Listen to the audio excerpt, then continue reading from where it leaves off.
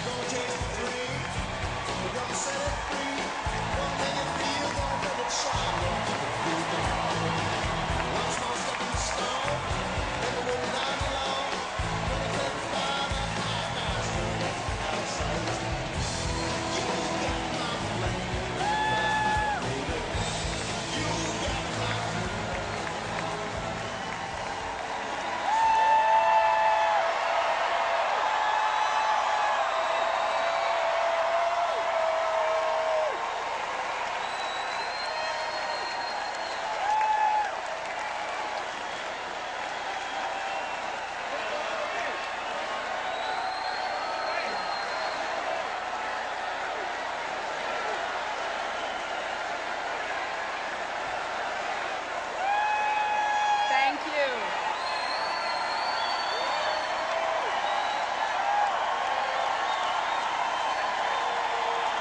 Thank you all.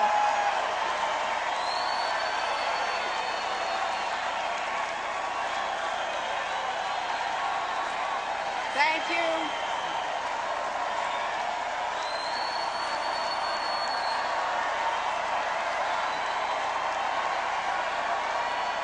Thank you all very, very much.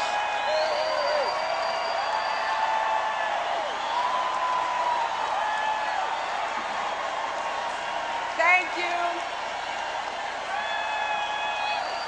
Thank you all very much. I am so honored to be here tonight.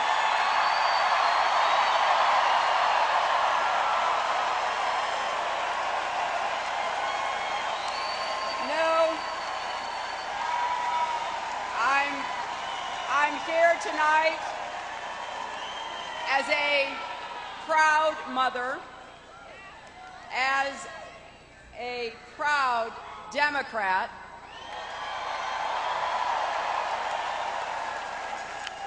as a proud senator from New York, a proud American, and a proud supporter of Barack Obama.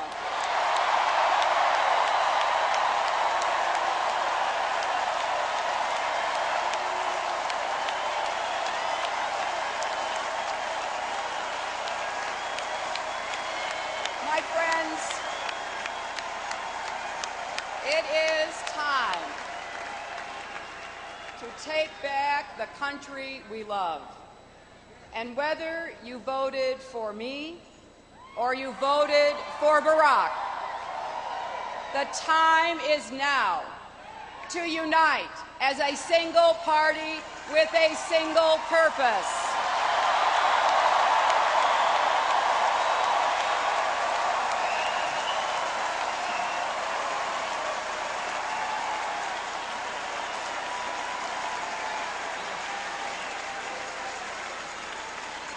We are on the same team, and none of us can afford to sit on the sidelines. This is a fight for the future, and it's a fight we must win together.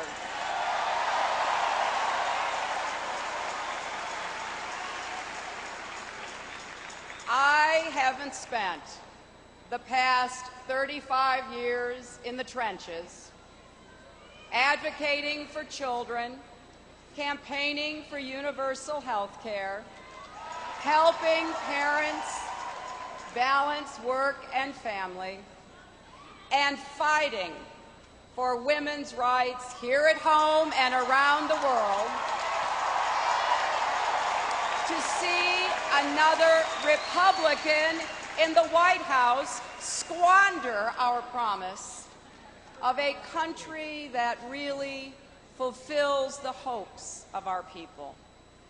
And you haven't worked so hard over the last 18 months or endured the last 8 years to suffer through more failed leadership.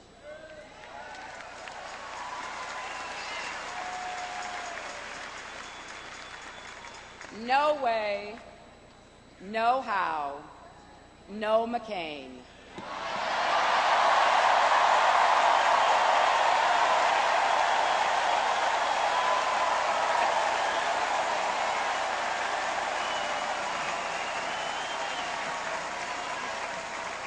Barack Obama is my candidate, and he must be our president.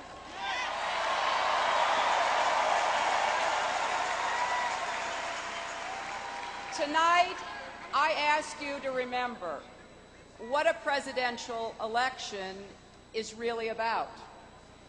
When the polls have closed and the ads are finally off the air, it comes down to you, the American people, and your lives and your children's futures. For me, it's been a privilege to meet you in your homes, your workplaces, and your communities. Your stories reminded me that every day America's greatness is bound up in the lives of the American people. Your hard work, your devotion to duty, your love for your children, and your determination to keep going, often in the face of enormous obstacles. You taught me so much, and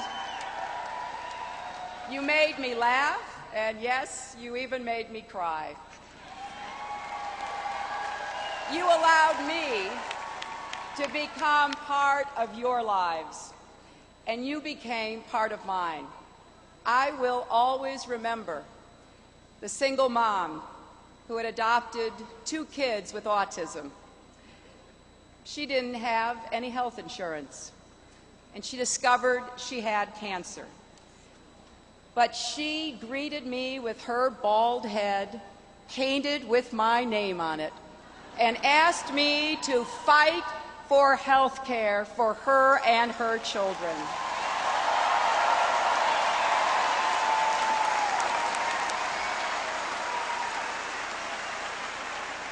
I will always remember the young man in a Marine Corps t-shirt who waited months for medical care. And he said to me, "Take care of my buddies. A lot of them are still over there. And then, will you please take care of me?" And I will always remember the young boy who told me his mom worked for the minimum wage, that her employer had cut her hours. He said he just didn't know what his family was going to do. I will always be grateful to everyone from all 50 states, Puerto Rico, and the territories who joined our campaign on behalf of all those people left out and left behind by the Bush administration. To my supporters, to my champions, to my sisterhood of the traveling pantsuits,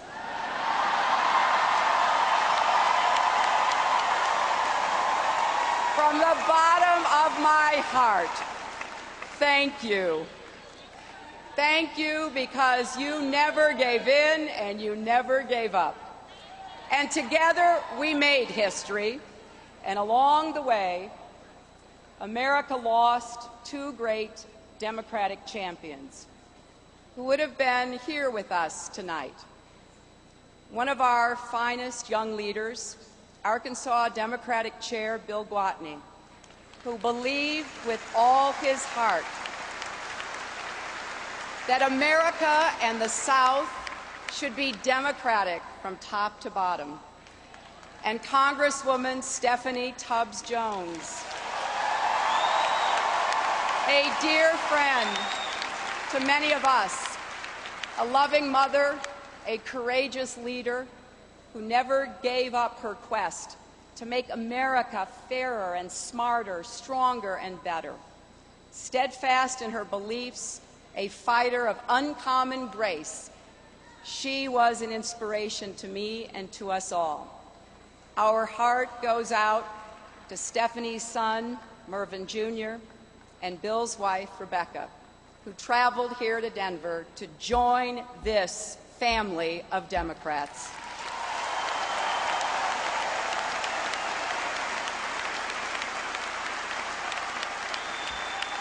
You know, Bill Gwatney and Stephanie Tubbs Jones knew that after 8 years of George Bush, people are hurting at home, and our standing has eroded around the world. We have a lot of work ahead of us. Jobs lost, houses gone, falling wages, rising prices, the Supreme Court in a right-wing headlock, and our government in partisan gridlock. The biggest deficit in our nation's history. Money borrowed from the Chinese to buy oil from the Saudis. Putin in Georgia, Iran and Iraq. I ran for president to renew the promise of America, to rebuild the middle class and sustain the American dream, to provide opportunity to those who were willing to work hard for it and have that work rewarded, so they could save for college, a home and retirement, afford gas and groceries, and have a little left over each month.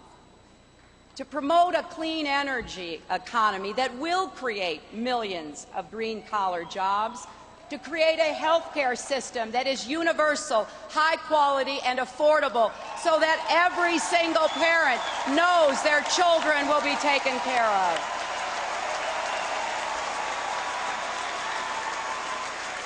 We want to create a world-class education system and make college affordable again, to fight for an America that is defined by deep and meaningful equality, from civil rights to labor rights, from women's rights to gay rights, from ending discrimination to promoting unionization, to providing help for the most important job there is, caring for our families, and to help every child live up to his or her God-given potential, to make America once again a nation of immigrants and of laws, to restore fiscal sanity to Washington and make our government an institution of the public good, not of private plunder, to restore America's standing in the world, to end the war in Iraq, bring our troops home with honor, care for our veterans, and give them the services they have earned.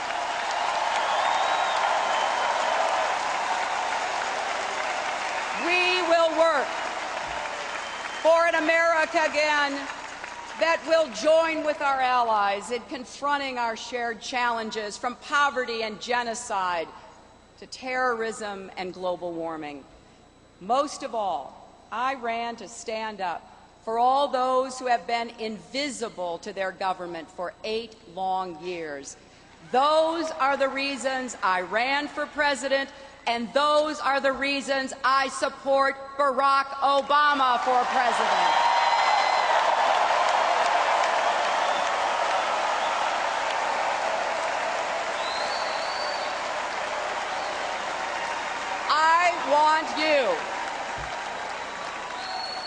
I want you to ask yourselves, were you in this campaign just for me? Or were you in it for that young Marine and others like him? Were you in it for that mom struggling with cancer while raising her kids? Were you in it for that young boy and his mom surviving on the minimum wage? Were you in it for all the people in this country who feel invisible? We need leaders once again who can tap into that special blend of American confidence and optimism that has enabled generations before us to meet our toughest challenges. Leaders who can help us show ourselves and the world that with our ingenuity, creativity, and innovative spirit, there are no limits to what is possible in America. Now, this will not be easy. Progress never is.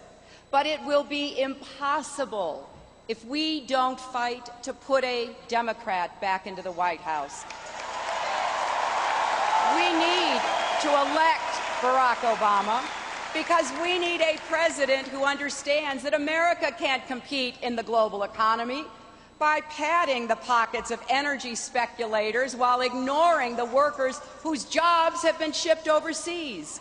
We need a president who understands we can't solve the problems of global warming by giving windfall profits to the oil companies while ignoring opportunities to invest in the new technologies that will build a green economy.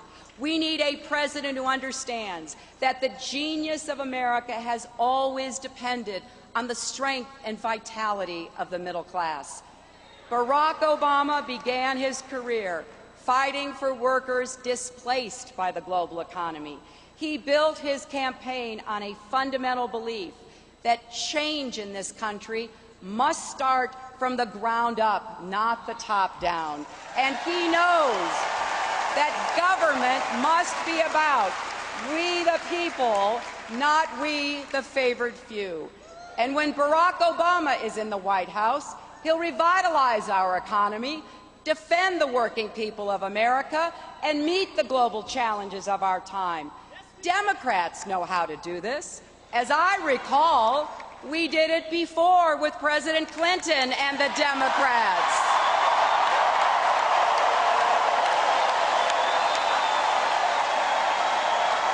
We do our part, we'll do it again with President Obama and the Democrats.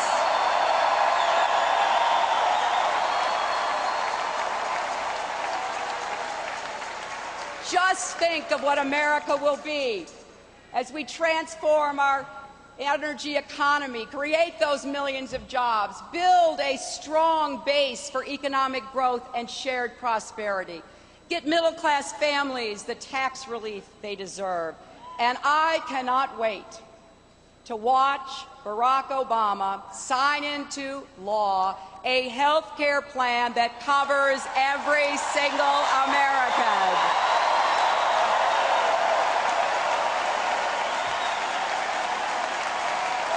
And we know that President Obama will end the war in Iraq responsibly, bring our troops home, and begin to repair our alliances around the world. And Barack will have with him a terrific partner in Michelle Obama. Anyone who saw Michelle's speech last night knows she will be a great First Lady for America.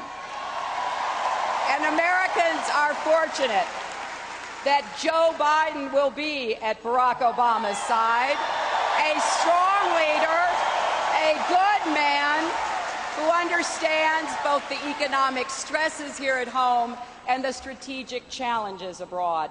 He's pragmatic, he's tough, and he's wise. And Joe, of course, will be supported by his wonderful wife, Jill. They will be a great team for our country. Now, John McCain is my colleague and my friend. He has served our country with honor and courage. But we don't need 4 more years of the last 8 years.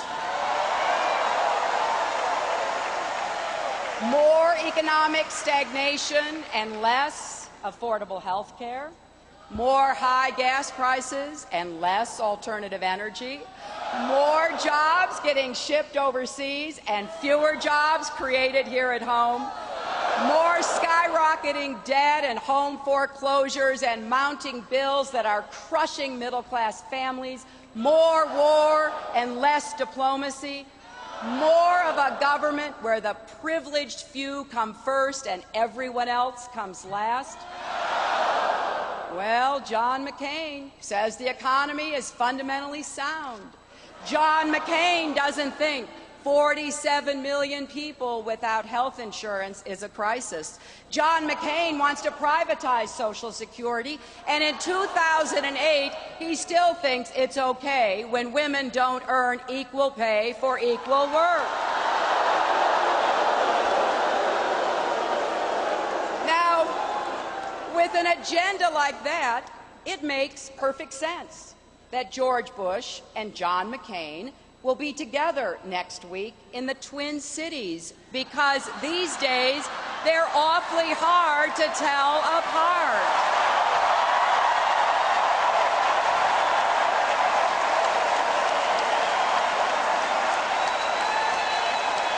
You know, America is still around after 232 years.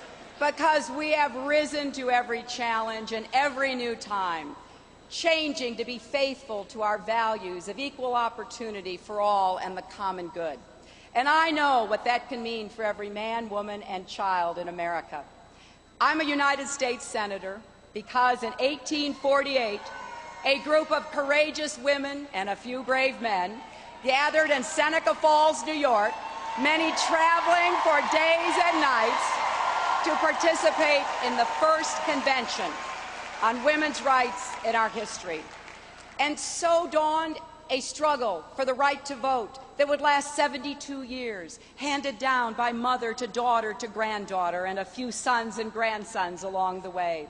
These women and men looked into their daughters' eyes and imagined a fairer and freer world and found the strength to fight, to rally, to picket, to endure ridicule and harassment and brave violence and jail. And after so many decades, 88 years ago on this very day, the 19th Amendment, giving women the right to vote, became enshrined in our Constitution. My mother was born before women could vote. My daughter got to vote for her mother for president. This is the story of America, of women and men who defy the odds and never give up. So how do we give this country back to them? By following the example of a brave New Yorker, a woman who risked her lives to bring slaves to freedom along the Underground Railroad. On that path to freedom, Harriet Tubman had one piece of advice. If you hear the dogs, keep going. If you see the torches in the woods, keep going. If they're shouting after you, keep going. Don't ever stop. Keep going. If you want a taste of freedom, keep going. And even in the darkest moments, that is what Americans have done. We have found the faith to keep going. I have seen it. I have seen it in our teachers and our firefighters, our police officers, our nurses, our small business owners, and our union workers. I've seen it in the men and women of our military. In America, you always keep going. We're Americans. We're not big on quitting. And remember, before we can keep going, we've got to get going by electing Barack Obama the next President of the United States.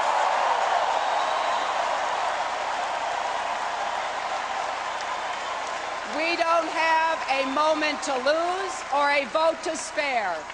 Nothing less than the fate of our nation and the future of our children hangs in the balance. I want you to think about your children and grandchildren come Election Day. Think about the choices your parents and grandparents made that had such a big impact on your lives and on the life of our nation.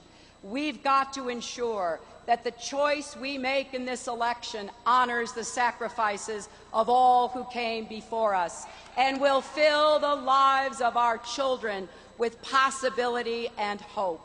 That is our duty, to build that bright future, to teach our children that in America there is no chasm too deep, no barrier too great, no ceiling too high. For all who work hard, who keep going, have faith in God, in our country, and each other. That is our mission, Democrats. Let's elect Barack Obama and Joe Biden for that future worthy of our great country. Thank you. God bless you, and